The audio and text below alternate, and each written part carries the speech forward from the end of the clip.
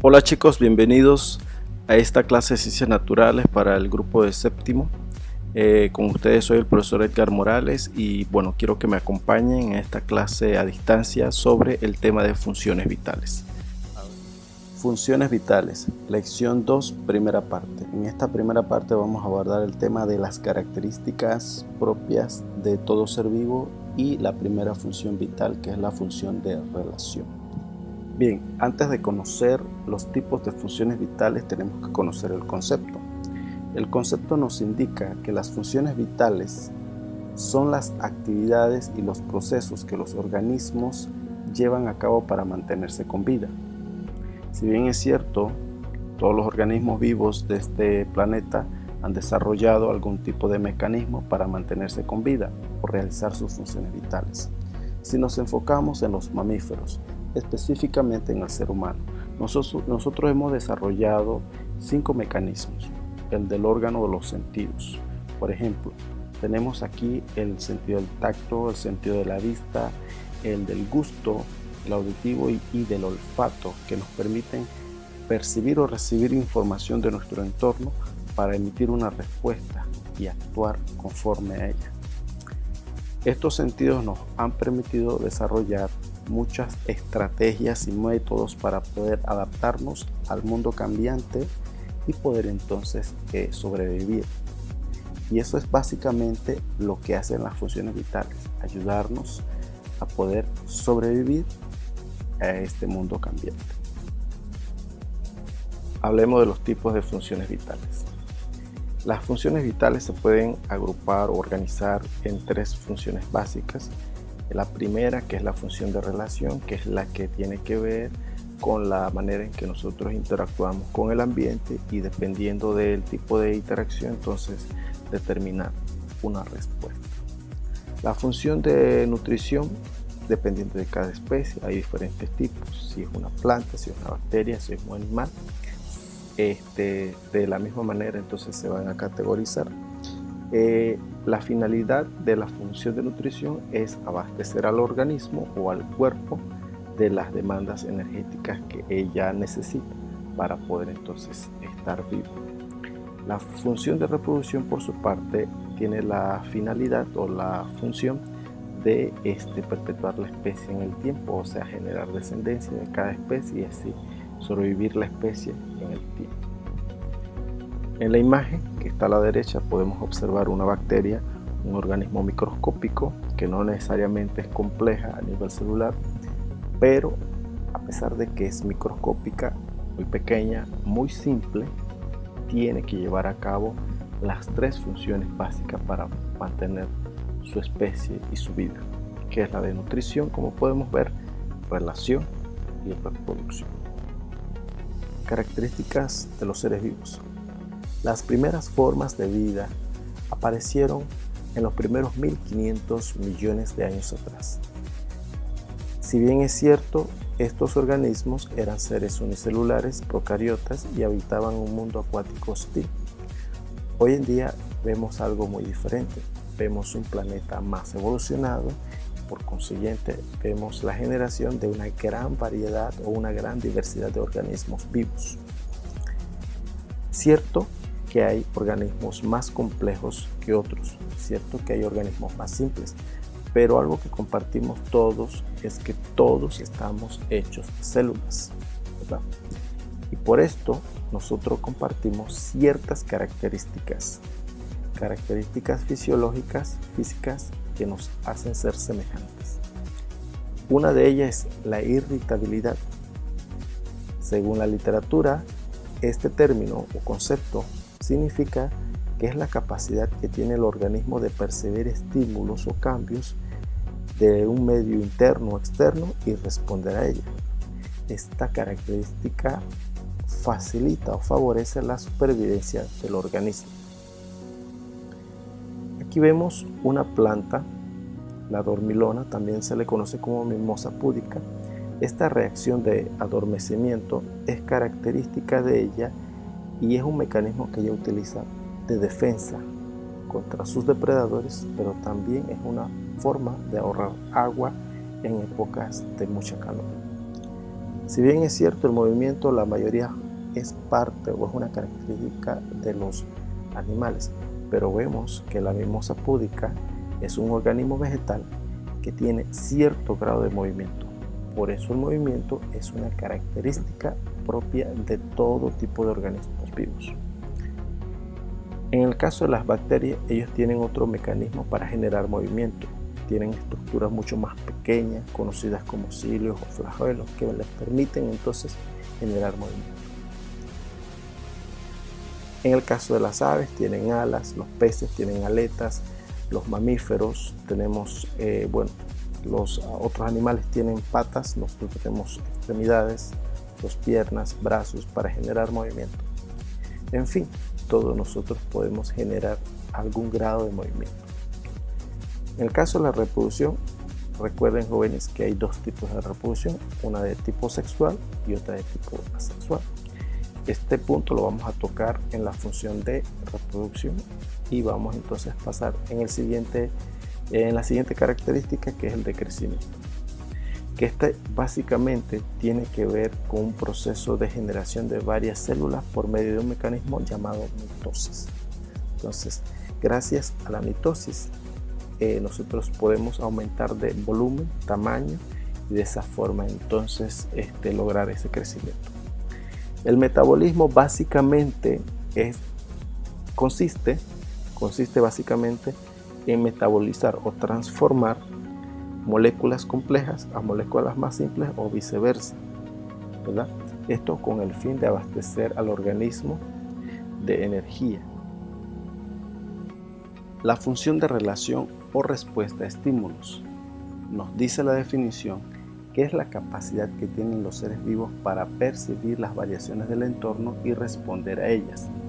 Por ende, la supervivencia de cada ser vivo depende de la habilidad de percibir estímulos. Esto quiere decir que esta función de relación nos vincula con nuestro entorno o con nuestro medio ambiente. En el caso del ser humano, nosotros también contamos con un sistema nervioso y el sistema endocrino que nos colaboran en este proceso. Gracias a esta función de relación, el ser humano se encuentra integrado en su medio, del cual obtiene información por medio de receptores sensoriales. Estos receptores sensoriales se encuentran ubicados en nuestros órganos de los sentidos. Los receptores captan estímulos procedentes del medio o del exterior y también de nuestro interior. Esa información es analizada por nuestro sistema nervioso para entonces elaborar una respuesta. Si hablamos de otros organismos como plantas y animales, ellos también han desarrollado otros tipos de mecanismos que vamos a estudiar a continuación. Está el tropismo, que es de naturaleza vegetal, la migración y la hibernación, que es de naturaleza animal. Bien, chicos, en este punto vamos a hablar sobre los tropismos, que es un ejemplo de función de relación, pero es más limitada a las plantas, o sea que es una característica exclusiva de las plantas. Aquí el concepto nos dice o nos aclara que el tropismo es el desplazamiento que realizan las plantas o ciertos órganos de ellas para responder a un estímulo que llega desde el exterior. En otras palabras, el tropismo es como una respuesta, es un movimiento que genera la planta cada vez que entra en contacto con un estímulo externo. Entonces, en la naturaleza o en el ambiente o en el ecosistema nosotros podemos encontrar diferentes tipos de estímulos. Por lo tanto, entonces vamos a categorizar o clasificar los tropismos. Aquí tenemos el ticomotropismo, el fototropismo y el heliotropismo. Una planta, durante todo su crecimiento o desarrollo, va a experimentar diferentes tipos de tropismos.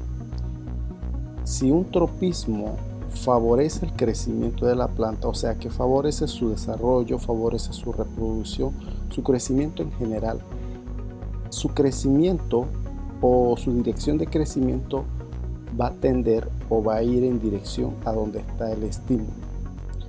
En ese caso estamos hablando de un tropismo positivo. Si por el contrario el estímulo no le favorece, más bien le perjudica, entonces la planta tiende a huir de ese estímulo. Cuando hablamos de este punto o de esta situación, estamos hablando de un tropismo negativo. Una planta tiene diferentes tipos de órganos. Tenemos aquí esta planta que tiene una hoja, dos hojas, tiene un tallo, tiene ramas, tiene raíces. Si esta planta está expuesta a esta energía que viene del sol y le favorece su crecimiento, que por lo general, jóvenes, la energía del sol siempre va a favorecer el crecimiento de la planta porque facilita el proceso de la fotosíntesis, entonces su crecimiento se va a orientar hacia donde viene la fuente de luz.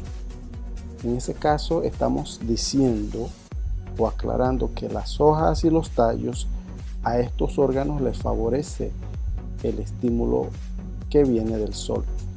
Sin embargo, tenemos acá las raíces, que generalmente ellas crecen hacia abajo, o sea que no necesitan de la energía del sol. En ese caso estamos hablando de que el tropismo de las raíces son negativas.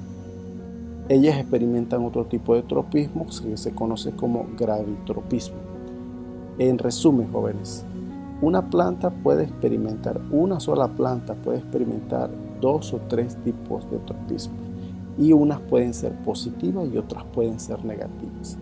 Dependiendo del tipo de planta, entonces ellas van a adaptarse para favorecer su supervivencia, que es la función de relación. La función de relación tiene el objetivo de que la especie en sí, sea animal o vegetal, pueda sobrevivir a las inclemencias del entorno o del ecosistema.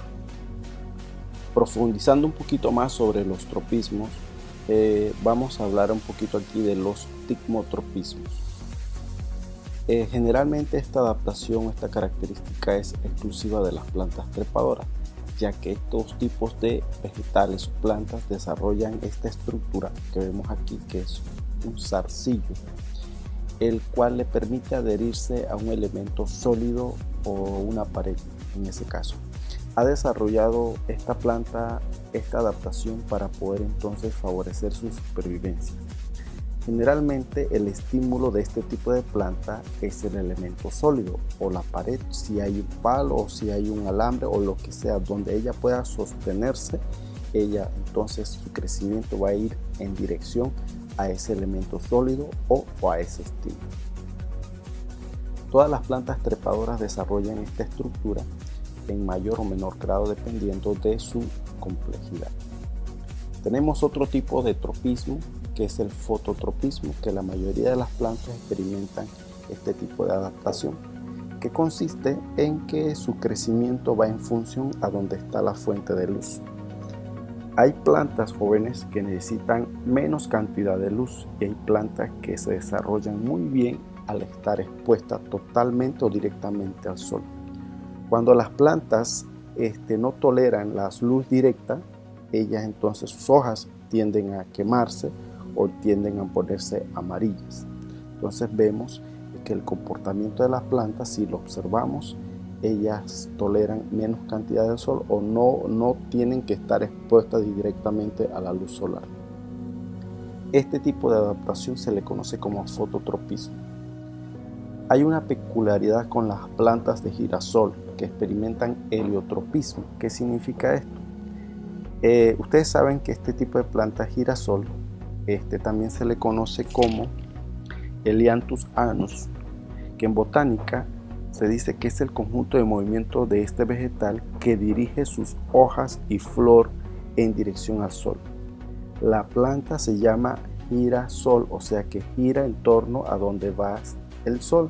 Si el sol nace por el este, la planta tiene su flor orientada al este, y a medida que el sol va avanzando durante el día, ella también va girando en torno a donde está el sol. Entonces ella gira, la flor de esta planta gira de este a oeste durante todo el día. Entonces durante la noche ella hace movimientos bruscos o azarosos. Claro, movimientos que nosotros nunca nos vamos a dar cuenta porque son movimientos muy lentos. Pero durante el día ya ella está dispuesta nuevamente a realizar el mismo ciclo. Entonces, este tipo de plantas que hacen este tipo de conductas o movimientos se le conocen como plantas heliotrópicas, y el girasol es un ejemplo de ellas. Bien, jóvenes, siguiendo con el tema de las funciones vitales, tenemos una adaptación que han adquirido los animales homeotermos o animales de sangre caliente, que es la hibernación. Aquí el concepto nos dice que es un estado fisiológico que adoptan algunos animales para adaptarse a las condiciones meteorológicas extremas del invierno. Al hibernar, estas especies disminuyen sus funciones metabólicas para ahorrar energía. Este mecanismo lo utilizan los animales que generalmente se encuentran en regiones donde cae nieve o regiones muy templadas. Durante esta época del año, durante el invierno, los animales que están invernando, su temperatura corporal disminuye hasta los 5 grados centígrados. El corazón de ellos late muy despacio, como por ejemplo de las marmotas. Su corazón late 2 veces por minuto y la respiración de estos animales se vuelve muy lento. Entonces, durante esta etapa de su vida, una etapa de adormecimiento, ellos hacen uso de sus reservas energéticas que acumulan durante las estaciones cálidas. Aquí tenemos ejemplos de animales que hibernan. Tenemos aquí los tejones, aquí las ardillas, las mofetas, las marmotas, como les dije, y otros animales que hibernan, que son las cigüeñas, pero las actividades humanas han modificado el método de hibernación de estas cigüeñas, porque estas cigüeñas, a pesar de que hibernan, también ellos migran. Para terminar con la función de relación, tenemos aquí el fenómeno de la migración, que es exclusiva de los animales, y se trata básicamente de un desplazamiento de un hábitat hacia otro protagonizado por diferentes especies de animales, ya sean terrestres, marinos o aéreos. Bien, entonces aquí tenemos ejemplos de animales que hacen un recorrido muy largo para buscar, generalmente lo hacen para buscar alimento, para buscar mejores climas o para aparearse y desovar. Aquí tenemos las tortugas marinas, que son las reinas o los reyes de la migración, ya que por ejemplo tenemos el caguama, que es una tortuga marina que nace en las costas de Japón y atraviesa todo el océano Pacífico para llegar a tierras mexicanas con el fin de aparearse y desovar. Otra tortuga muy famosa que también hace un recorrido muy largo es la tortuga laúd, que ella nace en el Caribe y después viaja a las costas del norte del continente americano para alimentarse de las medusas. Si no tiene éxito, entonces ella atraviesa el Atlántico para llegar hasta África y conseguir entonces su alimento. Las ballenas, por su parte, también hacen un recorrido muy largo, ya que ellas abandonan el Polo Sur y se dirigen a las costas del Caribe y regresan nuevamente a su lugar de origen para buscar alimento y modos de aparearse. Tenemos algo peculiar en la mariposa monarca, que es, ellas viven en México, o sea, nacen en México, empiezan su periodo de migración en México, pero ella necesita de 4 generaciones para llegar entonces a Canadá, que ese es su lugar de su punto final. ¿Qué quiere decir esto? Que la mariposa que sale de México no es la mariposa que llega a Canadá, sino que la 4ª generación de mariposa es la que llega a Canadá. Entonces, también tenemos especies de aves que experimentan este proceso de migración, pero algunas aves encuentran en el camino alimentos tipo de basura, y eso es lo que ha alterado mucho este proceso de migración en aves, porque ya ellas no encuentran bosques, sino encuentran ciudades. Bien, chicos, de esta forma culminamos con el tema de función de relación de la asignatura de Ciencias Naturales correspondiente a la fecha. Y bueno, solamente me queda darles las gracias por su atención y comprensión, y espero que haya sido de provecho esta información. Y bueno, solamente nos queda esperar el próximo videoclip de funciones vitales de nutrición y reproducción. Nos vemos en la próxima y gracias por todo.